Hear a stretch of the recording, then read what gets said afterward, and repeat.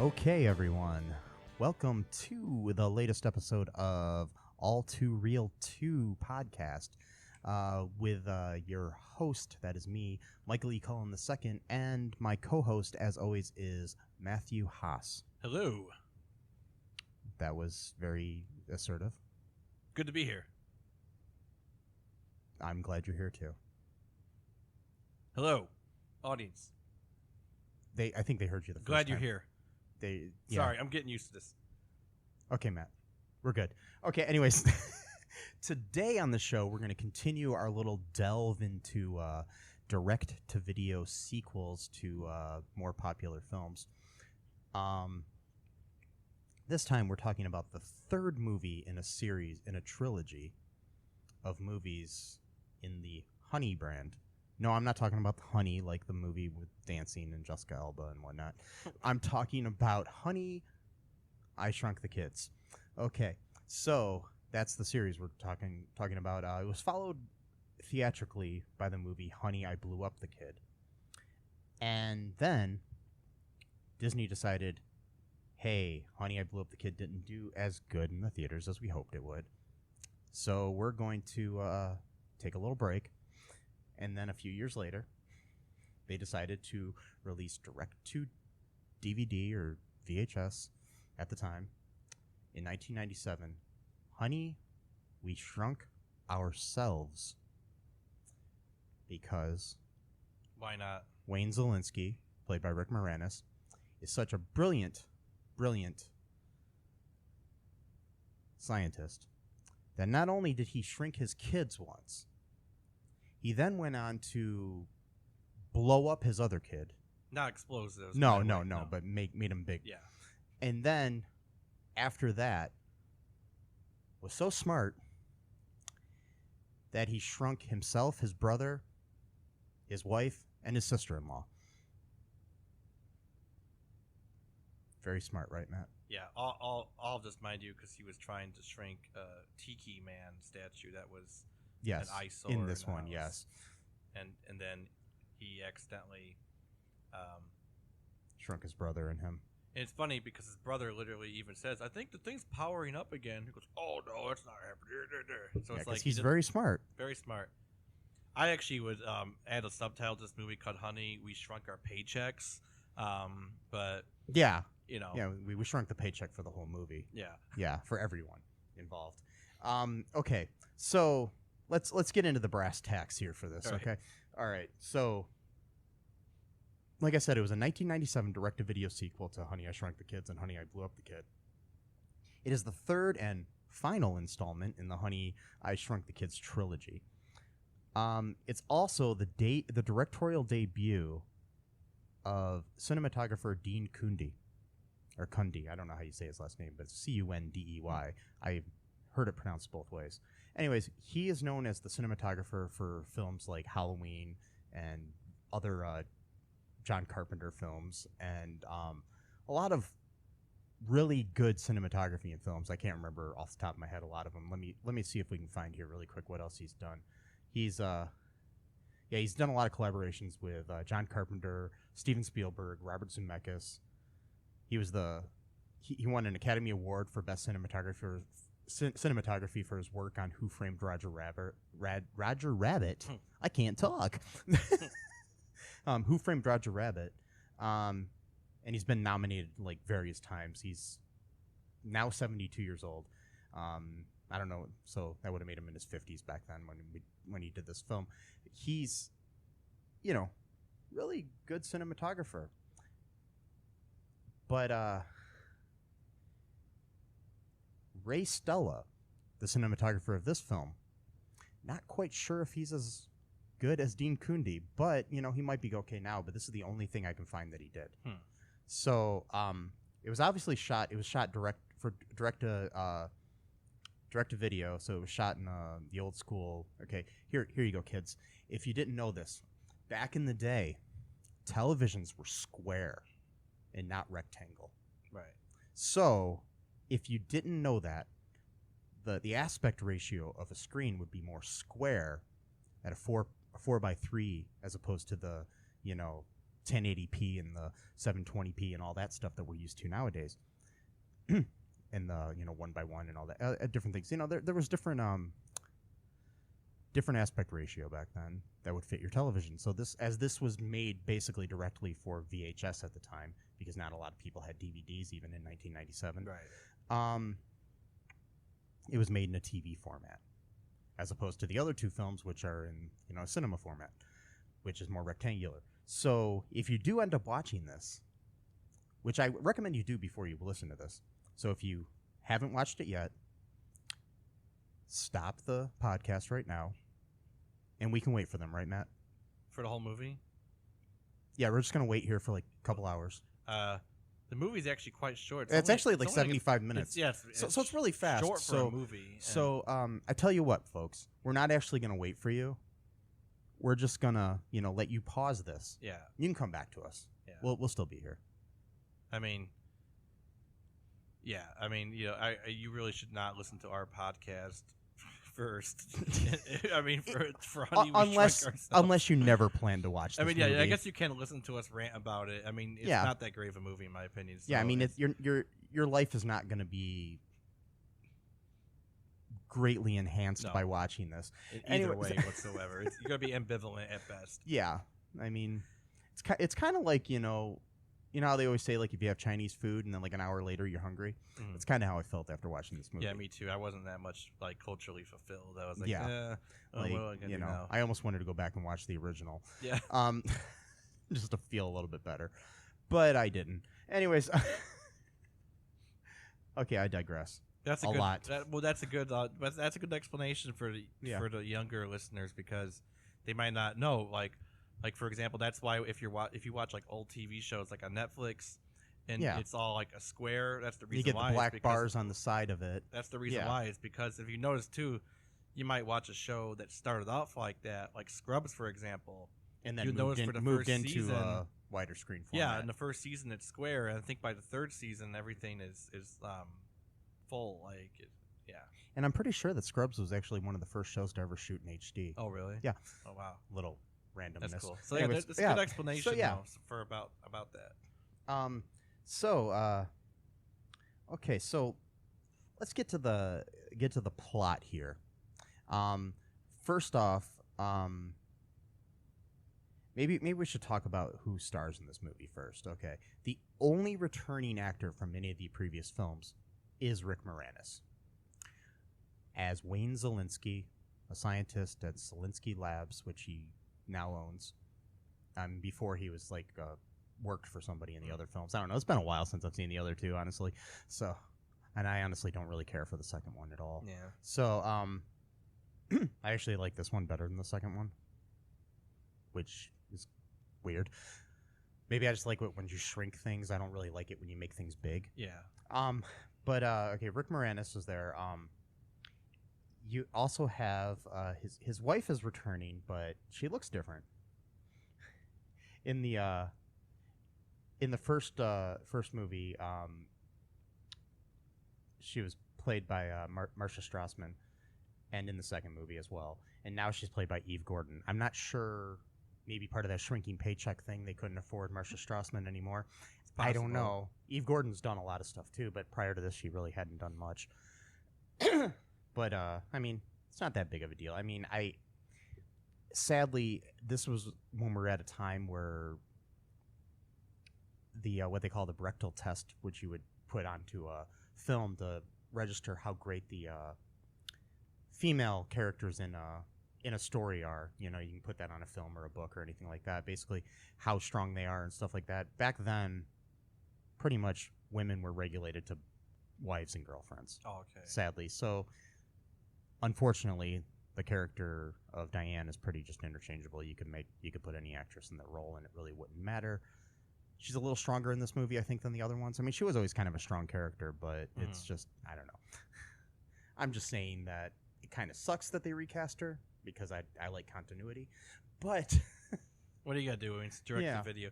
You could say though that this movie about being shrunk blew up her career because he said she didn't do much before this movie. So, and then later on, she did a bunch of stuff. I was trying to do a. All right, we're done, folks. No, I'm joking. No. I'm no longer doing podcasts. No, I'm joking. Anyways, that was good. That you know, I think your sense of humor is growing. Ooh. That was bad. Anyways, okay, so then we also have the character of Adam returning, who is the son that they blew up in the second movie. You know, made big, not blew up. Right. I hated that title. It's a weird title, but I guess it is kind of like blowing up, like when you blow up a balloon, right. more than when you like blow up a building. This time he's now played as a preteen by Bug Hall, who kids and adults alike might know from the Little Rascals movie that they made in the 90s. He played Alfalfa. Obviously, he's not the original Alfalfa, but because he died a long time ago under mysterious circumstances. Anyways, we'll get into that some other time.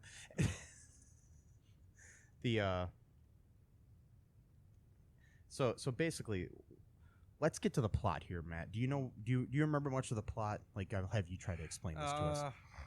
Basically, I think it was like he's got his own lab now, and was supposed to be doing this conference or doing this big presentation, and didn't really go so well.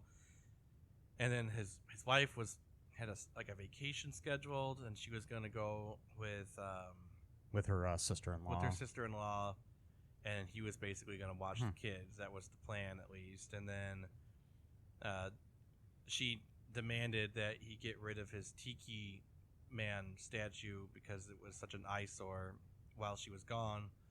So then he got the idea to shrink it so that he could have it because he believed it was like a good luck charm to him, and he wanted to respect the religious nature of it, so he didn't want to just get rid of it. So he shrunk it, and that worked, but then his brother was there too or something, and his brother works at the company. Yeah, his brother works. Yeah, and then his brother was there, told him not to do it because he was actually forbidden to use that machine ever again by like the FDA, which is. But there was a committee that involved the FDA and his wife. Which I'm not sure what the Food and Drug Administration has to do with a shrinking machine. I don't know why. I think it was the FDA. I don't know. Maybe it was some other. No, they said FDA. Did they say FDA? It doesn't make any sense to me why they would have any regulation over a shrinking machine. It's got nothing to do with food or drugs. But whatever. Unless you're shrinking food and drugs. But why would you? I don't know. Why would you want to do that? Here, I'm going to shrink my food and make it less. Well, I think one of his ideas, his original idea for the machine in the first movie, if I'm remembering correctly, was something about the fact that he could enlarge the size of food with it, even though it was a shrinking ray, but I guess it was a size ray thing, and he can make, and maybe that was in the second movie or something like that, where you could take like a watermelon and make it really huge, and then a lot of people could have watermelon. Okay, I got you. So that way you would have to spend less money on food. Okay, all right, that makes sense. All right. I guess that makes sense why the FDA was telling them they can't do it. Okay, so his brother says, no, don't do it, but he does it anyway. Oh, wow, it works. So they're like all excited about it, trying to find the Tiki Man because it was so tiny, and then they were right in the square area where the machine shoots at, and then his brother says literally, oh, I think it's powering up again, because you can quite clearly hear that it's powering up. It makes the same exact sound as it does right before it shoots something.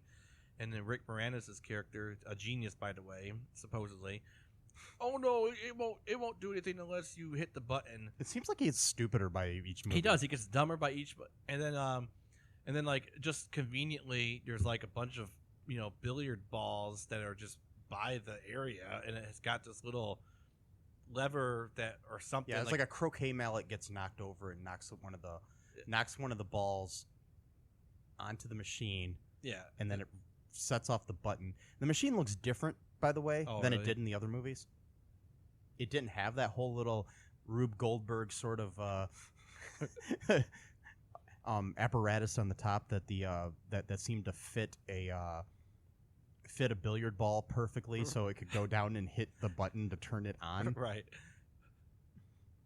It just seemed like very convenient. Yeah, very. Or inconvenient. Yes, for that matter. But yeah. So basically, I mean, what you're saying then they end up shrunk. Mm.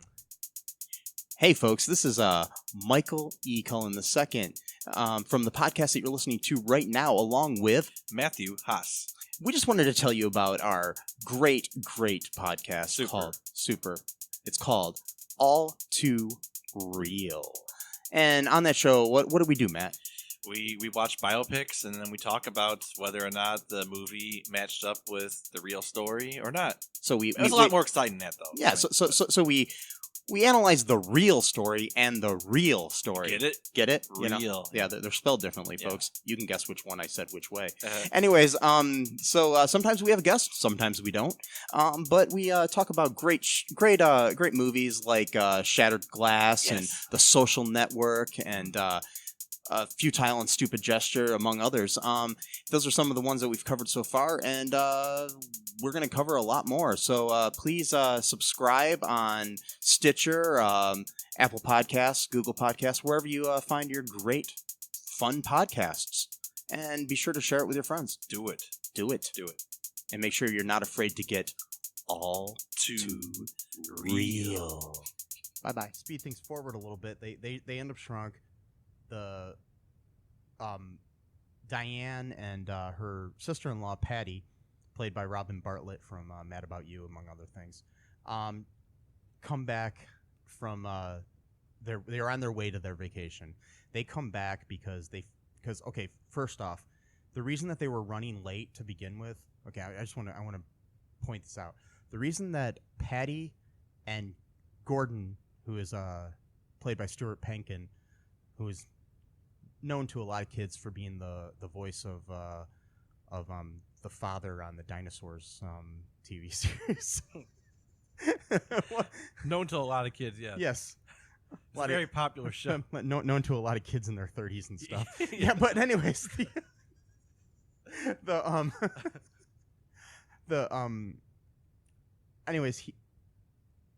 they were running late to get there because the idea was that Gordon and Wayne were going to watch the kids for the weekend, and Patty and Gordon have two kids as well. Jenny, played by Smallville's Allison Mack, and Mitch, played by an actor named Jake Richardson. And anyways, Mitch has this issue where I can't remember the name of the issue, but it's something where he has low potassium. Yeah.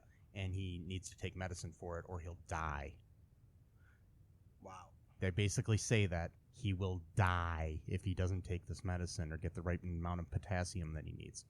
I didn't know you could die from lack of potassium. I'm just saying what they said. I can tell you get sick and get tired, sure, but I didn't know you could. But I guess he could die because it's if he goes into a coma or something. Wow. Yeah.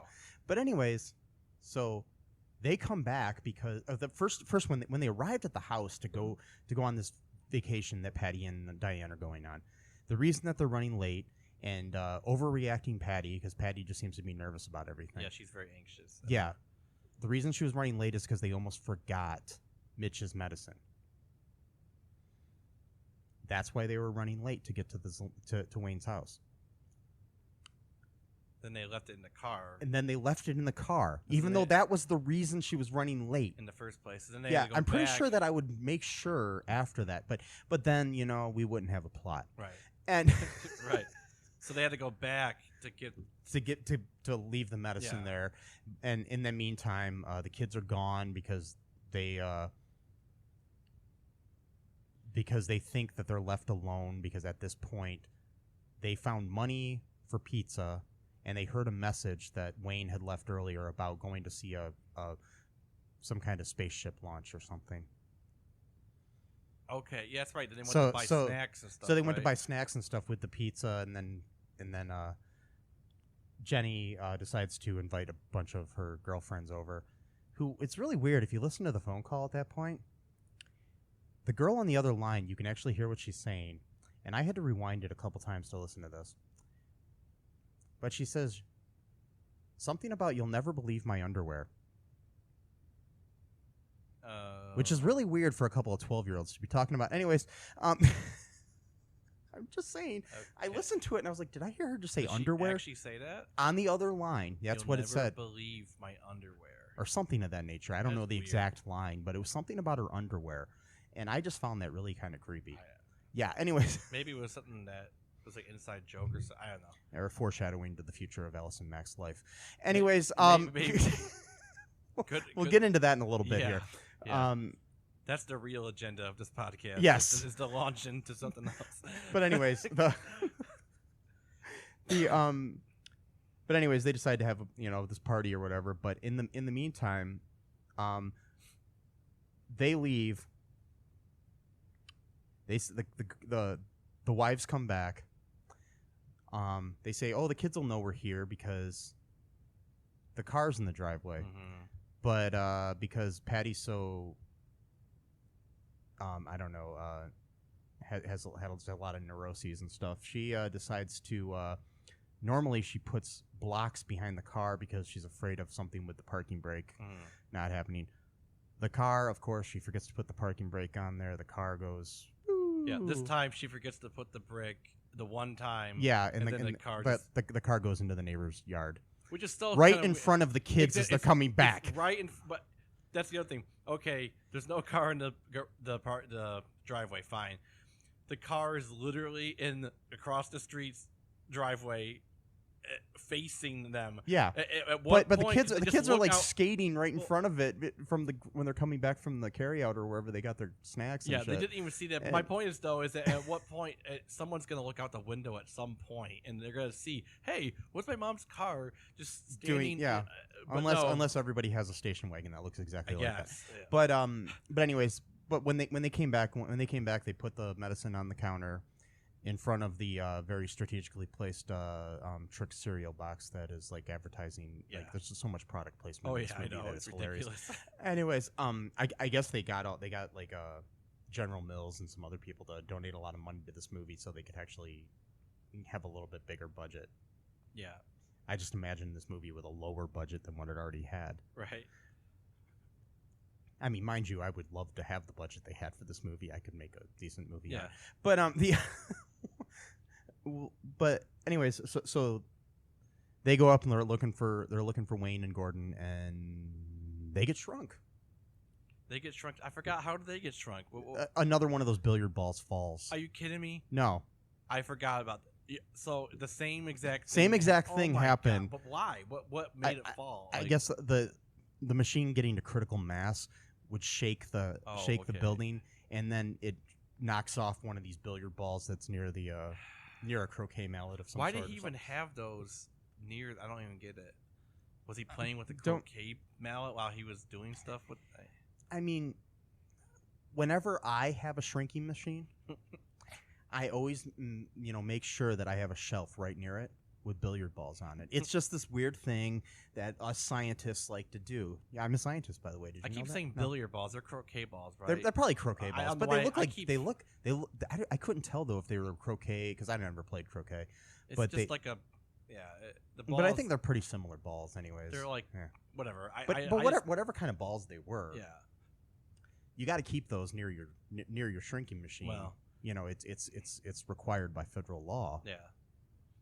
In movies. No, and right. I don't know why the hell they were there. So the same thing happens to they get them. shrunk. Okay, wow. And then Diane gets mad because she realizes that Wayne was just using the machine even though he wasn't supposed to shrink the freaking Tiki Man. Right, because that was right. Because she there. was mad about this Tiki Man. Right.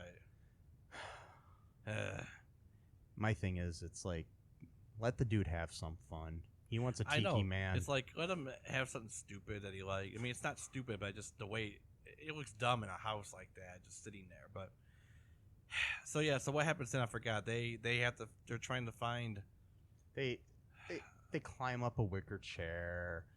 I forgot for what reason. Oh, to let the kids know they're shrunk. Yeah, and to try to get outside, and they get down. They take a fishing line down to the next floor, right? And then they end up in Adam's bedroom. Okay, yeah, now I remember.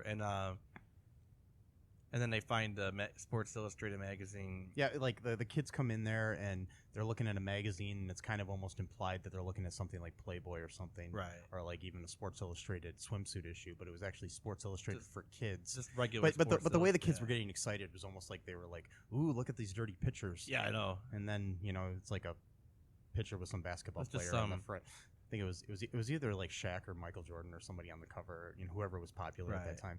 But it's just and that was because Rick Moranis' character's son wanted to play baseball and sports. He wasn't really as into science. He wanted to go to baseball camp instead of science camp. And his dad was like, "Well, no, you love science. It's like I gotta make you do what I like. Just just as which is nothing like he was in the other movies because he seemed to be very supportive of his kids. In my opinion, it just I watched him not too long ago, but it's still been a while.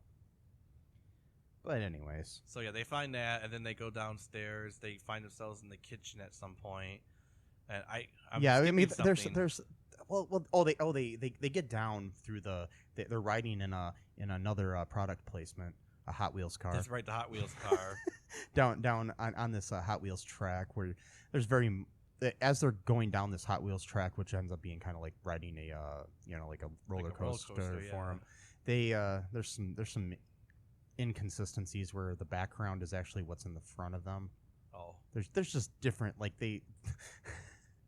There's some inconsistencies there.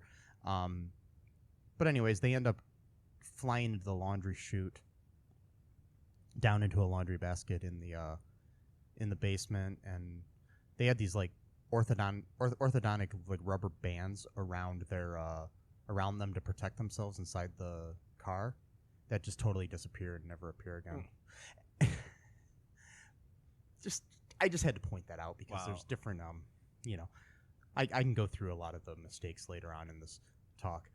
This is very important, folks. Yeah, very important to point out all these mistakes. Yeah, but yeah, they end up there and they go through a bunch of crap where they're trying to, including roach crap. And that's right. Yeah, I remember that. And, I don't know. They have to escape the roach because and then I know at one point they end up back upstairs because they're in the that's where they find the roach, I think, is upstairs, because they end up back upstairs because the kids bring the laundry up. Oh yeah, okay. Because kids are actually doing something. Like my thing is you got a bunch of kids coming over. The last thing I'm thinking about is grabbing the laundry. Laundry. Those are very good kids that are doing chores while their parents aren't even home. Wow. Yeah.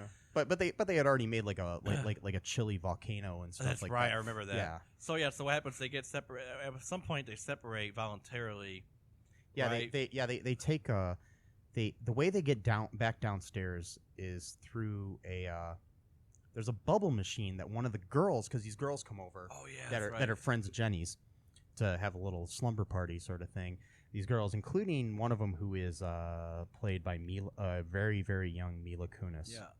Prior to that 70s show. Yeah. She plays her friend Jill. Anyways,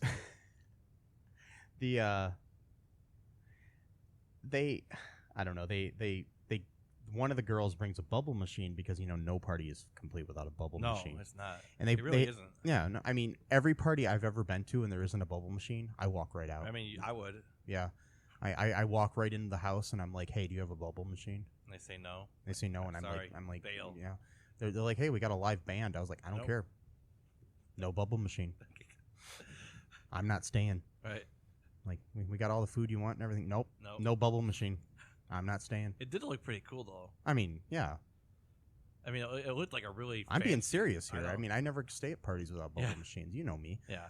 I'm known as the bubble machine guy. Anyways, so they have this bubble machine.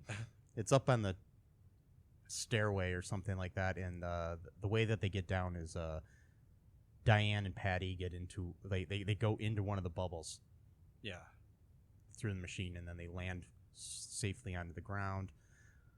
Wayne and Gordon get into another bubble. I'm just not trying. Okay. Nothing against Gordon. He's a big dude. I can understand it holding the two kind of lighter weight women, but Gordon and Wayne. But they're so tiny, though. I guess it would. I mean, like, I don't know. Probably the size it just of seems like ants or something like that. Just, I mean, I just don't even know if an ant could stay inside of a bubble. I don't know how that works. I don't know the science behind this. It probably is no science behind it. It's probably just something they did. So yeah, they end up almost getting into the ceiling fan, right? It's like a chandelier. Something, and they get and the bubble pops at the same point that somebody's walking by with a bowl of onion dip. Oh yeah, okay, I remember that. Yeah. Oh, here's this funny line that's like such a sexist line in this movie. So they're like, "Oh well, don't worry, we'll be okay. It's just a bunch of teenage girls. How much can they eat?" Yeah. Like, that's okay. So you're I don't know if that was necessarily anorexia to teenage girls that they can't eat. Like, I don't know if that means that. I mean, it might just be because they're small. No, it means what I say it means. Okay, it's sexist. It was a sexist we'll go with that. agenda. No, anyway, so because this movie has a very feminist agenda talk later. About this later. Okay. This is very ironic too, extremely ironic. But we'll get to that soon. I'm like itching to get to that part. All right, so they of course dig into the dip and they're trying to make sure they don't get eaten. Yeah, it's very similar to like in the first movie. There was a scene where Nikki was in a bowl of like Cheerios or something. And, that's right. I remember or Oreos or something because they didn't actually use product names in that movie. But this one, they didn't need to. We have Honey Nut Cheerios. We have Trix. We have Diet Coke. We have. It was a lot. I think Cheetos played a part at some point. We had like a Save On drugstore on the bottle for the kids' medicine. Everything we had. I think Costco was in there too at one point. The Possibly. bag, I think, was it might have been. Wow. Yeah. Anyways, so they end up in the dip. They end up being okay. The girls don't eat them, of course, because if they did, then the movie would just then end. they eat their parents. I mean, terrible. That's another one. It's like, Mom, I ate Dad and Uncle Wayne. The unfortunate turn. This is went in the bad way. So they get out, and then what was their next plan? Okay, their next plan was to do something with the stereo so they can make their voices amplified. They had the idea early on that they wanted to amplify their voices, and so they go over to the Sony stereo. Yeah, Sony. It's right. Yeah, and it said Sony really big on it, right? But it was really small. But still. And at this point, a couple of guys, teenagers, some boys, like about 3 or 4 boys, come over. One of them is a boy that Jenny had been dared earlier to call and tell that she thought he was cute, and somehow that just told him that he needed to come over to a party. Yeah, and I don't even know how they knew where they were. Yeah, whatever. Because it wasn't at Jenny's house. This was at Adam's house. That's and not right. Jenny's. So I guess maybe I missed a line or maybe they just knew. It's Yeah, but the kids, Ricky King is played by an actor named JoJo Adams. Oh. It's the only thing I know of him from is this movie. Name. Yeah, who had like a nice little late '90s girly hairstyle that we all had back then. That was very popular hairstyle. Yeah, that sounds like a blues musician. I could see him playing like an acoustic guitar. JoJo Adams tonight in Chicago at the House of Blues something theater. Yeah. Okay. Anyways, JoJo Adams. If you're out there listening, JoJo, please contact us. I'd like to see what you're up to now, man. I mean, you're good in the movie. You played a jerk well. Yeah, I don't know if that's a compliment or not. I wanted to punch you in the face, even though were a kid. Yeah, so it worked. He's not a kid anymore. He's like in his 30s now, so we're good. Okay. This was 20 years ago. I know. 21 years ago. I know.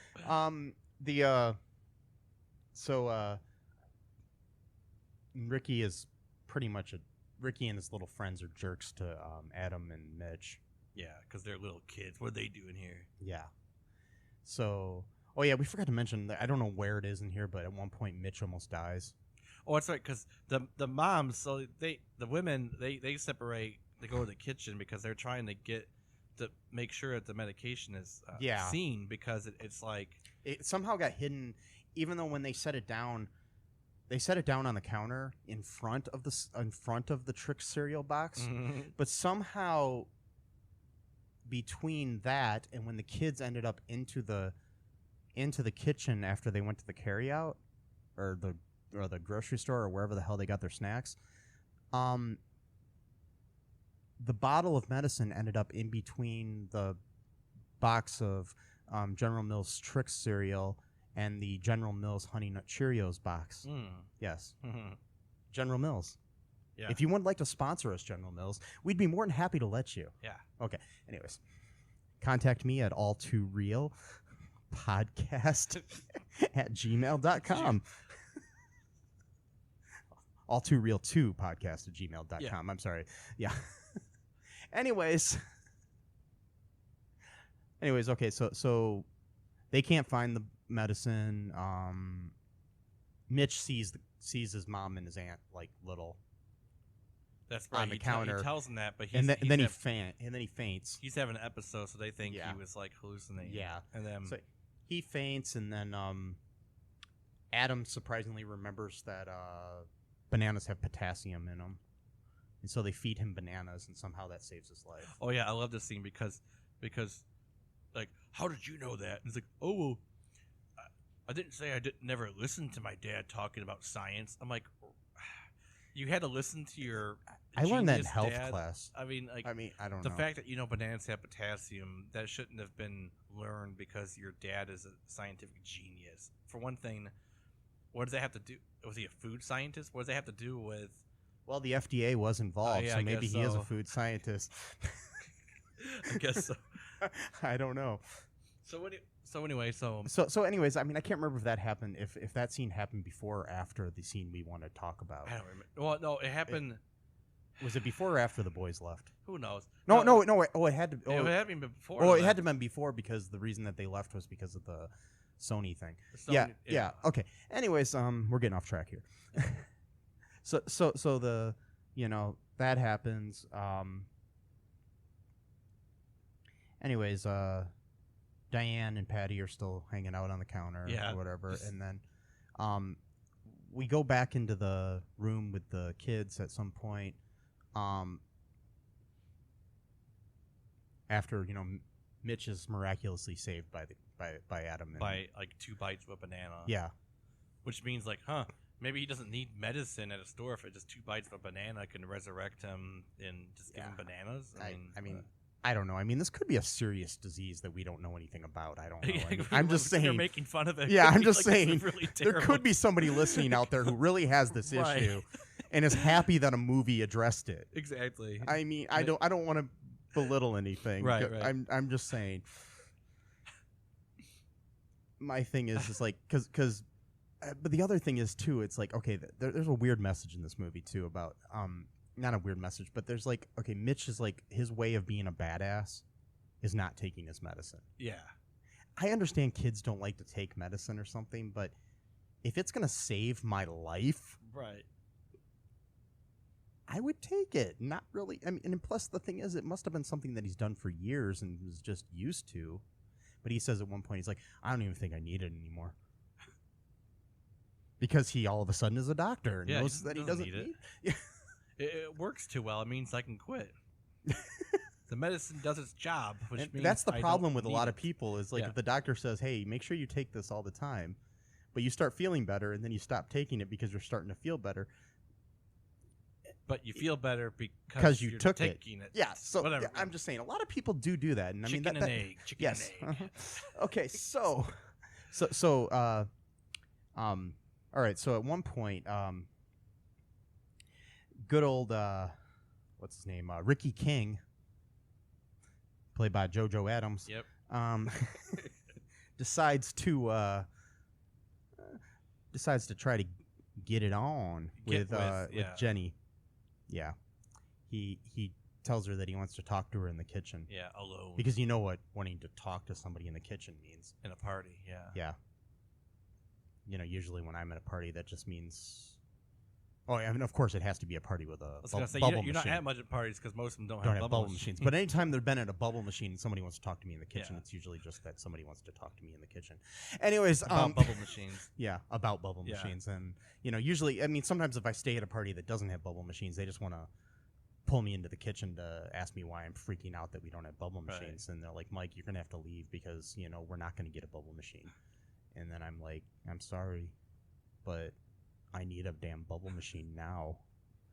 And then, like, Mike, if you know, if you want a bubble machine at the party, you should bring your own bubble machine. And I'm just like, I don't have a bubble machine. And then they're like, well, maybe you should solve that and buy yourself a bubble machine. And then you can bring a bubble machine to every party you go to. And then I'd be the bubble machine guy. Yeah. I should look into that. You could be the bubble machine guy. Yes. I always wanted to be known for something. I just carry it around everywhere you go. Yeah. Like, here's my bubble machine. That's actually a good calling card. Yeah. You could be the bubble machine. You think I could get women with that? Probably not, but okay. you create like a sort of, you know, legend for yourself though, or a myth. You know, the bubble machine guy, he just goes around everywhere he goes, takes a bubble machine, just it's like, hey everybody, Mike the bubble machine guy is here. Anyway, we're like really okay. So back to the party. Okay, they're in the kitchen, and good old Ricky King decides to try to kiss Jenny. Just lays on a big kiss on her, totally. Yeah, and she pushes him away. And then it goes. And this is so weird. This whole scene, okay, like this whole the whole nation has been like having like this conversation for the past 2 years about like consent. And the Me Too movement means. I mean, this whole like multifaceted debate, like just even goes beyond like, oh well, you know, they didn't say no, so that means yes. Like no, like consent now has like meant like a very very specific like. Which is okay. Yeah. Well, no, what I'm saying is like this is like the conversation that's been going on for like 2 years. Okay, this exact conversation is tucked away in this 1997 direct-to-video Disney movie, and it's like, did they have a time machine? Did they come into like 2016 first and then go back and then? But I mean, because like her mom and her aunt are watching her do this. Yeah. And they're, you know, because they're little and they're on the counter, and she pushes him away and says, you know, basically no means no, sort of thing. She doesn't. I don't know the exact dialogue. I can't remember it, but you know, but they were really proud of her. You know, they're like, oh, you go, Jenny. You know. Well, what she said was, you know, you didn't ask me if I wanted to be kissed. Yeah. It was very specific. Yeah. And he's like, oh well, I didn't think I had to ask if you wanted to be kissed.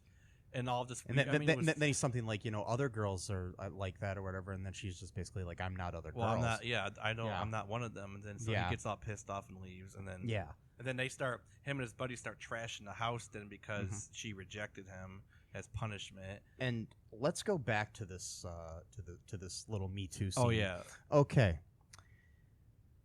We're going on a detour here. Okay, this is a nice detour. Okay, if anyone has seen the news since like October of 2017 until now, you've probably heard of Nexium, not the heartburn medicine. No. You know. And I don't think that's related at all to Mitch's medicine at all. No. Anyways, okay. The Nexium is NXIVM is how it's spelled.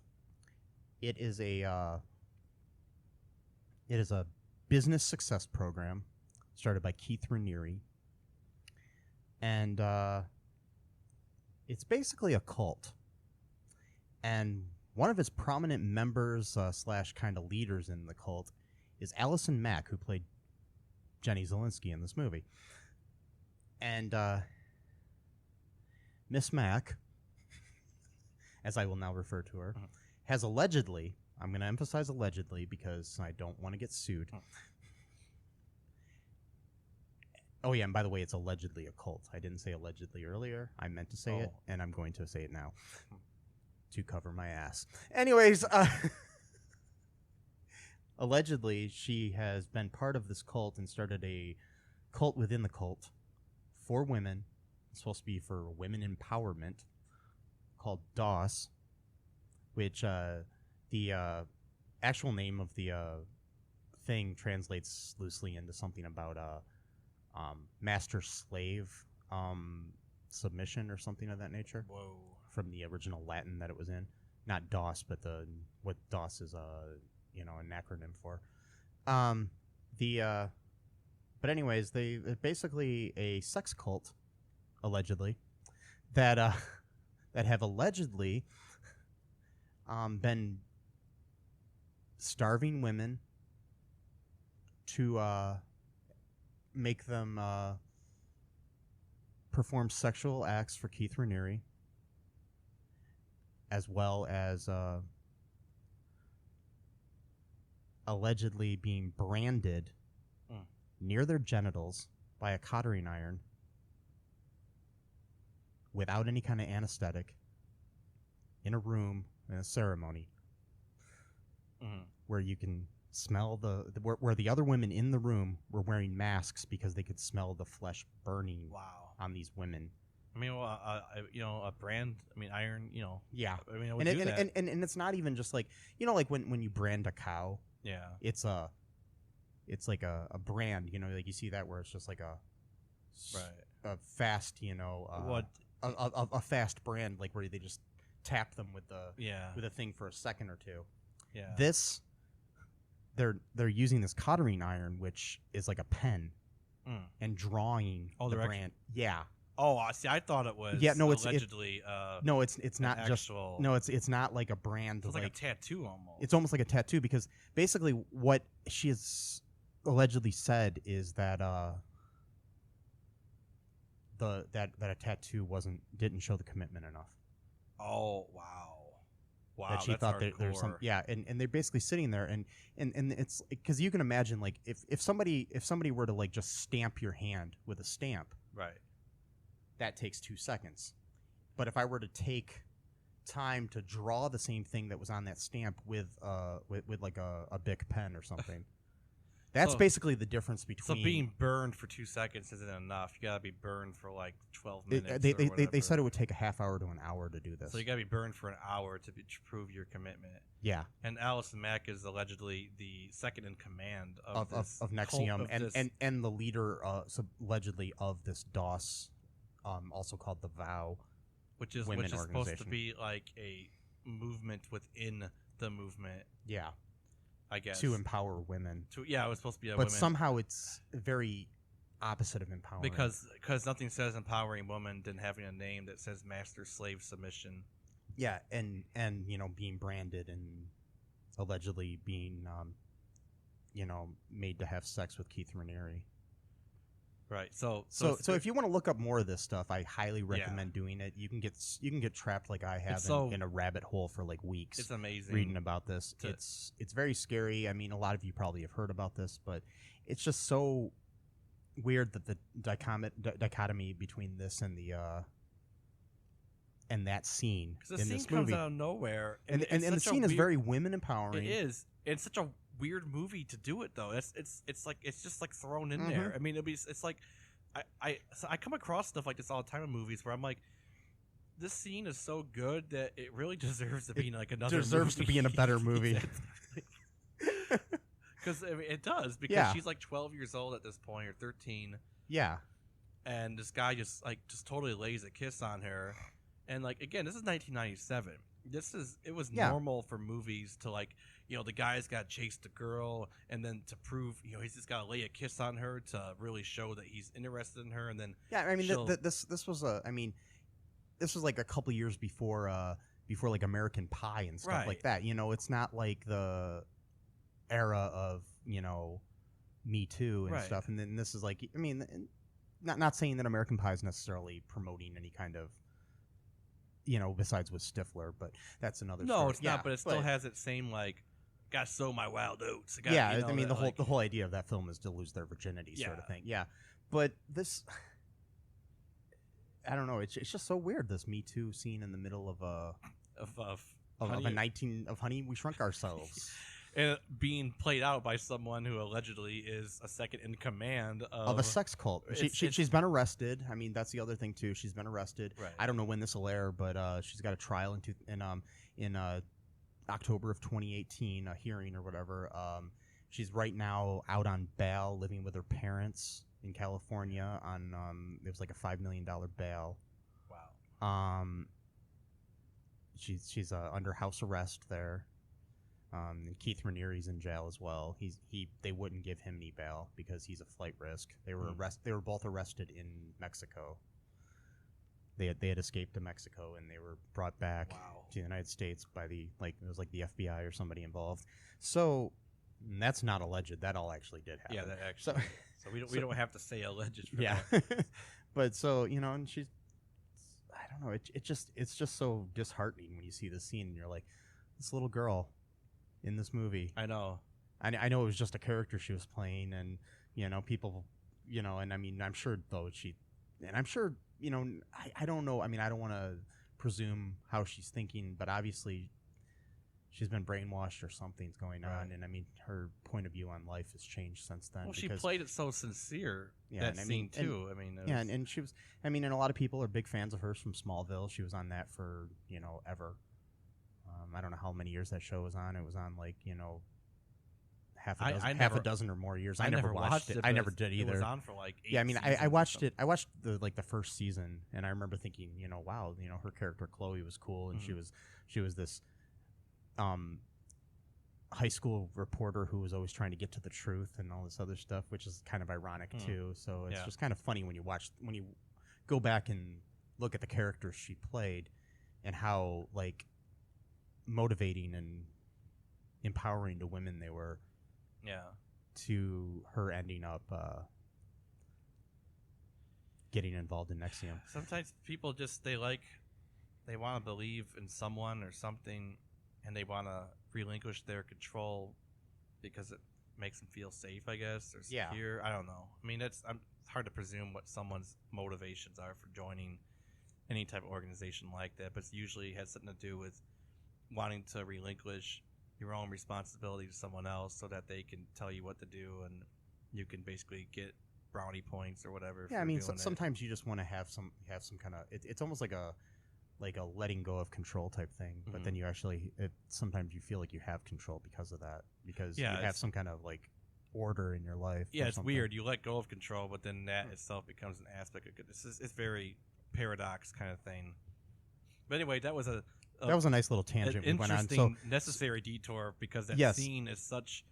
It just comes out of nowhere. Yeah, but and it's like wow. And I mean, I planned to maybe mention the whole Allison Mack thing before I saw this movie because I saw she was in the cast, and then I didn't expect the whole paradox or whatever you want to call it between that scene and the reality and it's just kind of weird. Hi, folks. This is Michael E. Cullen II from the podcast that you're listening to right now, along with manager Matthew Haas. You got promoted? Yes. Damn it. Okay, anyways, folks, do you like the show Superstore? Well, I don't know. I asked the folks and nobody's answering me. Because they're not here. Oh, but we love damn it. Yeah, we love it, though. Okay, folks, if you like it as much as we do, you're really going to like the Super Story podcast, which is a podcast where Matthew and I go episode by episode and give our little opinions and thoughts on it. Sometimes we have guests, sometimes we don't. Just depends on how we're feeling. Yeah. And, so if you like this podcast and like our little crazy banter, then you should definitely check this out. Or I might get sad. And when I get sad, it gets pretty sad. Yeah, so I can't deal with him when he's sad. Yeah, no one can really. So yeah. So check out Super Story Podcast right here where you get this podcast, Super Story Podcast. But back to the movie though. Okay, after that scene, after the Me Too scene, we have an instance where they finally in the other room, Ricky King and his buddies are messing up the living room, trashing the place, and Wayne and Gordon were working on trying to rewire the stereo system so they could use the speaker as a microphone, which you can do. And use the speaker as a microphone so they could broadcast out to the kids so they could find them and basically save them. And so, and I will tell you this: Stuart Pankin is probably my favorite actor in the movie, who plays Gordon. Oh yeah. I don't know. He's just funny. as as Wayne's brother, I just find him really funny in the movie. But he does this. They do the scene. Wayne's inside, and I actually was impressed with the set there too. The little inside of the stereo, all the circuitry and everything. It was actually pretty well made set, and that was an actual set as opposed to half the movie seems to be done on blue screen or green screen or whatever you want to call it. Yeah. And but they rewire the thing, and Gordon talks to the kids through it and pretends to be God, talking to the kids, and he tells Ricky King where he lives and all this other stuff, and the kids kind of freak out and go home. And then they realize, oh, wait, God sounds like Dad. Jenny and Mitch realize that. Turns out your dad has been God. Yeah, the whole time. And so the basically then we have the whole thing where the movie ties itself up. They get the parents all into little Hot Wheels and carry them upstairs. Hot Wheels. Yeah, Hot Wheels. That was another. They're made by Mattel, by the way. Yeah. And if Mattel would like to sponsor this podcast, you can contact me at All2ReelToo podcast@gmail.com. Yeah. I doubt Mattel is listening. They won't, but it's nice to call out. Because I like Mattel. They make good toys like Yeah. Barbie and Hot Wheels. Wheels and Barbie. I mean. And then some other stuff, too. Anyways, Sorry for that. Sorry for sniffing right there into the microphone. No, it's okay. Very unattractive sound, but there we go. There's some more unattractive sounds. Anyways, but yeah, so things kind of tie up, and they question whether they should make the parents big again because that's right. Like out of nowhere, it's like, okay, you guys realize you do need your parents, right? I mean, like, you're 12 years old. It's like, and what, you're just gonna keep your parents shrunk for the rest of their lives? You fucking assholes! Like, yeah, because they're like Adam's something like, I got a hamster cage I could keep them in. But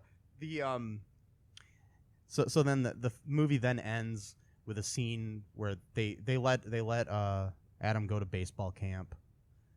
They come back from baseball camp and they pull into the driveway, and Wayne's like, "Oh, I moved the Tiki Man to the backyard," and then they pull up to the house, and quite possibly one of the worst special effects I've ever seen. Blew up the Tiki Man. Yeah, it looks he's huge. Absolutely fucking terrible. Yeah, it's just kind of photoshopped onto the shot. For one there. thing, I'm pretty sure that the entire neighborhood would complain about that, and he'd have to remove it. No one yeah, wants to usually, see this. I mean. We had a car in my yard one time that didn't run for a little while. We had not in the yard, but in the driveway. We had it for like a couple weeks in the driveway, and a neighbor called us on that. I'm pretty sure a neighbor would call you about a frickin' Tiki Man. Wait, what? Your neighbor called because he had a car in your driveway? Yeah, there was a car that wasn't running for like a month or two or something like that. Or so maybe, what? You're not allowed to have your cars in your driveway? I don't get it. I guess you have to move your car every so often legally. You can't have a car sitting in your driveway, and they're stupid Why? laws. I mean, if you park it there in that same spot every day anyway, so what difference does it make? I guess there's some stupid laws. That is so stupid. That if a car goes unmoved for a certain amount of time, it's different in every city. Okay, I guess, so just put it in neutral and move it like 2 feet. There you go. Yeah. There's your. But I guess you're supposed to drive your car every so often legally. That's so stupid. It's your whatever. Yeah, I know it. But anyways, whatever. neighbors will complain about stuff like that, or like if your grass is overgrown a little bit. Right. I mean, you think somebody's gonna complain about a freaking Tiki Man in the Huge backyard? Ass statue. I mean, this is going on like. It's at least a story or two taller than the house. It's like. Yeah, that was the end of the movie. That was that. Yeah. I thought that was so stupid when I saw that. And that's how we tied up the whole Honey, I Shrunk the Kids trilogy. Yeah. Until they kind of rebooted as a TV series with Peter Scolari a year or two later. Right. But so there were a couple of things I wanted to bring up some major like goofs within the movie. Mm-hmm. I don't like to point things out like this, but actually I do. Why did I say I don't? Because you don't. Yeah. Anyways,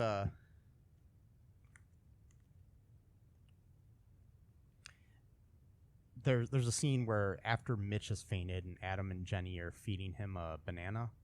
Jenny is speaking to Mitch, but her lips aren't moving correctly. If you watch it, it's the little bit of a dub that's messed up. At around 33 minutes into the movie, when Adam and Mitch are playing with their chili volcano, and it is getting ready to erupt. That thing was like nasty. Yeah. There's a random hand of a crew member pushing the balloon back down into the volcano. Oh wow. Yeah, if you watch it, there's like, I actually remember seeing this, but there's this random hand that is not Mitch's and it's not Adam's, and because they're on the other side of the counter and the hand is coming from the other direction. Oh wow, I didn't notice that. Yeah, it's so fast you can barely notice it. But there's like another scene. There's I think it's when they're in the when they're inside. I think it's when they're inside the Roach Motel thing, because like they at one point the parents hide inside of a little roach trap to hide from the roach killing them. Oh okay, I forgot about that. Yeah, they're inside there, and you can actually see the boom pole or the boom mic. So coming down into the shot, and then there's some other times where the background isn't lined up with the foreground and stuff in the blue screen shots. I guess didn't have a great editing team where I don't know what's going on. It happens. I mean, I've seen it happen. Maybe they rushed it. I've seen it in very, very expensive movies where you've seen a boom shot. Oh, wow. But I remember one time there was some movie I saw a long time ago with Kevin Pollak. I can't remember what it was, but there was a boom mic visible in like probably about 4 or 5 different scenes, very visible in the movie. So things get released that have decent budgets, but I don't know. Anyways, but so yeah, I don't know. There's some other revealing mistakes and stuff in there, but it's just up to you to find them. But I recommend not watching this movie. How about you? Good Easter egg. Yeah, I wouldn't. Yeah, I would not recommend this. Really, I mean, if you want to watch it for whatever reason, fine. But I mean, it's probably like if you're watching some kids or you have kids or whatever, and you need something to kill time with. It's not like it's a horrible movie. Like a kid-friendly movie, yeah. Yeah. Something that's decent. Kid-friendly movie with a good like Me Too thing in the middle of it. Yeah. Well, that's important now too, because kids are younger and younger now. So maybe you should watch this movie. Are engaging with your kids in like courting rituals, which we wouldn't even do until we were teenagers. Now they're doing like 10 or 11. So like, it is good, I guess, to watch something like this. I mean, like I said, yeah, it's something good to watch with your kids, maybe, and maybe not, by yourself when you're 40 years old. No. And, like I did, but well, you had to watch it for yeah, this podcast, I know. So can I go back to this car thing though? I'm sorry. Yeah, go ahead. Now. So what if you have like 2 or 3 cars, like a 2-3 car family, and for whatever reason you just don't like to drive that one car? So you're saying that you're forced to have to drive that car to go to the grocery store one week, even if you like to drive the other car? I don't know. I mean, there's some stupid laws. Like I just know that we got in trouble and we had to move the car. That's bullshit. Like because the car had stopped running. I mean, that's one thing. That's the reason why. But still, I mean, we ended up getting it fixed or something. I can't remember exactly what went down because this was like 20 years ago. This is my grocery car. Yeah. Car. This is the car I like to go and shop at. So the law is telling me that at some point. But I guess if it's outside, you have to. Like, I mean, obviously, if you have a car inside of a garage, what you if don't you have like a long ass driveway, like at my house, where it's not an eyesore because the car is parked way up close to the house? Maybe that's the difference because I had a shorter driveway. I don't know. I'm starting to think that maybe, but it's whatever. I think it's stupid. I just think it was an asshole neighbor of ours. I think I know what neighbor you're talking about. Yeah. That piece of shit that used to throw beer cans in my backyard and I stuff. should call him a piece of shit. But I don't yeah, want to get in anyways, trouble, it's okay. It's all right. I remember that guy. Yeah. Yeah. So, yeah, I mean, people like that, when I was growing up, people are just assholes. I mean, because, This is a weird turn for this podcast. Yes. By the way, here's some word of wisdom, folks. People are just assholes. Yeah. So, whatever. Yeah. So, yeah. Deal with it, I guess. Yeah. So, anyways, I've always been trying to figure out a way to sign off these podcasts. I always ruin it. Maybe the new way to sign off is I just say people are assholes. People are assholes. Deal with it. Don't deal with it. Don't be an asshole. All right. Anyways, be sure to, check us out on cullenpark.com and all that good stuff. Yeah. Anything else, Matt? Oh man, I actually have something to recommend this time, but I've totally forgot about it. Well, no, oh well, we can do that on the next one. We'll do that next one, I guess. Yeah, or whatever. I don't know if I want to do recommendations on this one. Oh, anyways, okay. So, all right. So we have so many different podcasts going on. Yeah, so it's hard to kind of remember. But yeah, So that's all for now, folks. Go out there and be good to each other. Have a good, be good to each other. Have a great day and night. And remember, if you do not have a bubble machine, Mike is not going to your parties. No, it's not happening. So. No, so if you would like to email me at all2reeltoo podcast@gmail.com and invite me to a party, please, in the body of that email, let me know if you're going to have a bubble machine at your party, and maybe I'll show up. All right. Goodbye, folks. Bye. Thanks for listening to All2ReelToo podcast, a Cullen Park production. Produced and edited by Michael E. Cullen II. Music by Matthew Hawes. Subscribe and share the show. Visit us at cullenpark.com.